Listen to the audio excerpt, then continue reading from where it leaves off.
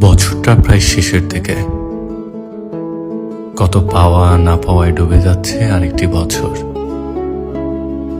গত বছরও যে মানুষগুলো সাথে ছিল তাদের মধ্যে অনেককেই হারিয়ে ফেলেছি। নতুন দিনের অনুপ্রেরণা হয়ে মিশে থাকবে হারানো মানুষের ভালোবাসার অনুভূতি।